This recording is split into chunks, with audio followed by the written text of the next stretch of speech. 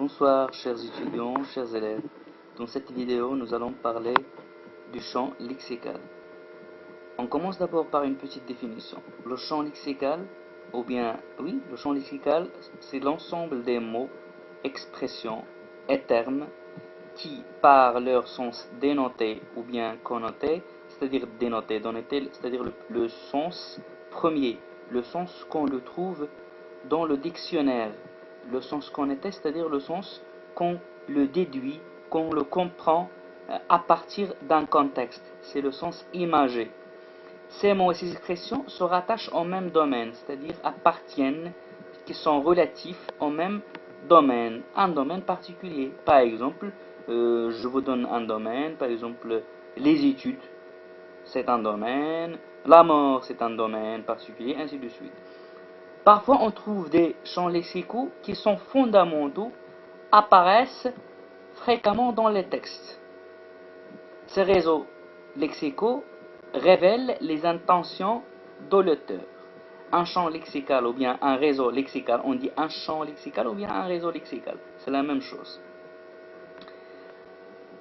Révèle les intentions de l'auteur, c'est-à-dire révèle, c'est-à-dire traduire, ou bien ces champs lexicaux traduisent les intentions de l'auteur, déclarent les intentions de l'auteur, ce que l'auteur veut exprimer, son intention, sans vouloir dire. Elle utilise ces réseaux lexicaux. Voici des exemples.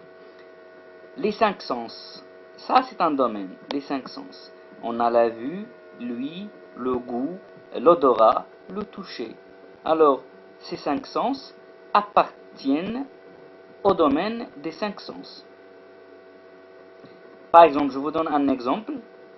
Un port retentissant où mon âme peut boire à grands flots le parfum, le son et la couleur. Alors, dans ce vers de Baudelaire, c'est un vers de Baudelaire, du poète Baudelaire. Ici, si vous analysez bien ce vers, vous allez trouver les cinq sens, ou bien au moins trois. Un port retentissant, au moins mon âme peut boire. Alors ici, boire, on a le sens de goût. On a le sens de goût. À grand flot, le parfum. Alors ici, le parfum, c'est l'odorat, le sens de l'odorat. On a aussi le son, c'est le sens de l'ouïe, le son, c'est-à-dire il écoute quelque chose ou bien quelque sonore. La couleur, ici, c'est la vue, une couleur, c'est la vue.